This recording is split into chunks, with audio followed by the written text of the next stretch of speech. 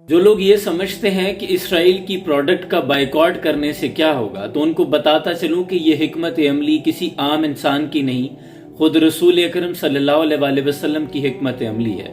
جب مرینی سے دور مدینہ منورہ سے باہر یہودیوں نے خود کو خیبر کے قلعوں کے اندر محصور کر لیا تھا، اور خیبر کے قلعے بہت مضبوط فصیلوں پر مشتمل تھے۔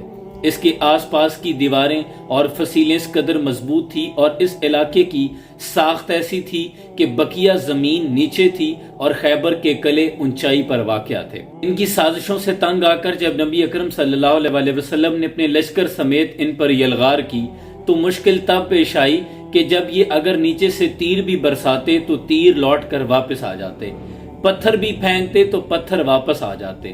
کئی روز تک محاصرہ جاری رہا، لیکن یہودیوں نے تمام ضرورت کا سامان لے کر اندر قلعوں میں رکھا تھا اور خود کو محصور کر لیا تھا۔ اب باہر سے حملہ کرنا بے سود تھا۔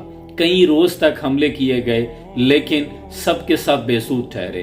پھر نبی اکرم صلی اللہ علیہ وآلہ وسلم نے یہ حکمت عملی پیش کی کہ یہودیوں کی معیشت کا دار و مدار ان کھجوروں کے باغات پر ہے، جن کو فروخت کرنے کے بعد یہ اپنی زندگیوں میں مگن ہیں، اور ان کے پاس سونا اور چاندی اور زیورات ہیں جن پر ان کی معیشت انحصار کرتی ہے۔ تو رسول اکرم صلی اللہ علیہ وآلہ وسلم نے کھجوروں کے ان درختوں کو کاٹنے کا حکم دیا۔ جب کھجوروں کے وہ درخت کاٹے گئے تو پھر یہودیوں کے حوصلے پست ہونا شروع ہوئے۔ پھر وہ آپس میں چیم گوئیاں کرنے لگے کہ اگر یہ درخت ہی ختم ہو گئے تو پھر یہاں رہنے کا کیا فائدہ۔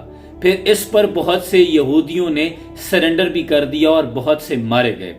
اس طرح رسول اکرم صلی اللہ علیہ وآلہ وسلم نے حکمت عملی کے ساتھ پہلے ان کی معیشت کو کمزور کیا، ان کے حوصلے پست کیے، ان کی وہ خوشحال زندگی کو تباہ کیا، ان کی کمر توڑی۔ اسی طرح کا ملا جلا تاثر آج بھی ہے۔ آپ اگر اسرائیل کو بد دعائیں دیں تو بد دعائیں وہاں نہیں پہنچ رہی، پتھر بھی ماریں، چیخیں ماریں تو وہاں تک نہیں پہنچ رہی۔ وہ مضبوط قلعوں میں ہیں اور عام آدمی کر بھی کچھ نہیں سکتا۔ اس کے پاس تو وہ ہتھیار بھی نہیں جو فاسفورس وہاں گرائی جا رہی ہے فلسطین پر۔ اگر آپ وہاں جہاد کے لیے بھی جاتے ہیں تو خود فلسطین کے لوگوں کے لیے مشکل کھڑی کر دیں گے۔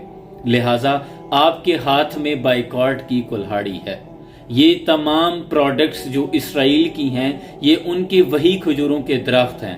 اگر آپ ان کو کاٹنا شروع کر دیں تو یقیناً اس کے اثرات ضرور پہنچیں گے۔ اس لیے ہر مسلمان کو چاہیے کہ ان تمام مصنوعات کا بائیکاٹ کرے جن کا ڈائریکٹ انڈائریکٹ تعلق اسرائیل سے ہے، اور کوشش کریں کہ یہ ساری پروڈکٹس آپ کے گھر میں نہ آئیں۔ آپ کو فلسطین کے بچے یاد آنا چاہیے، تو خدا کے لیے اتنا تو کریں۔ اللہ فرماتا ہے کہ جو مسلمان جتنی چھوٹی سی بھی نیکی کرے گا تو وہ ضائع نہیں جائے گی۔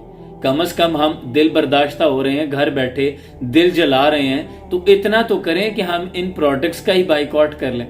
کوئی بھی چیز خریدنے سے پہلے گوگل پہ سرچ کریں، اگر اس کا ڈائریکٹ انڈائریکٹ تعلق اسرائیل سے ہے تو ان تمام پروڈکٹس کا بائیکاٹ کر دیں۔ میں خود ایسا کرتا ہوں، اور برانڈ نکالتا ہوں، دیکھتا ہوں آنر کون ہے، گوگل پہ سرچ کر لیتا ہوں، 1.5-2 منٹ آپ کا لگے گا، اس کے بعد آپ ڈیسائیڈ کریں یہ چیز لینی ہے یا نہیں لینی۔ تو یہ ان کے وہی کھجوروں کے درخت ہیں، ان کو کاٹنا شروع کریں۔ اللہ کریم ہماری ان نیکیوں کو بھی ضائع نہیں کرے گا۔ باقی فلسطین کی مدد کرنے کے لیے اللہ امت مسلمہ کی جو قیادت ہے، 57 اسلامی ممالک کے پاس جو افواج کے لشکر اور ہتھیار ہیں، اللہ ان کو غیرت ایمانی عطا کرے کہ وہ مقابلہ کر سکیں۔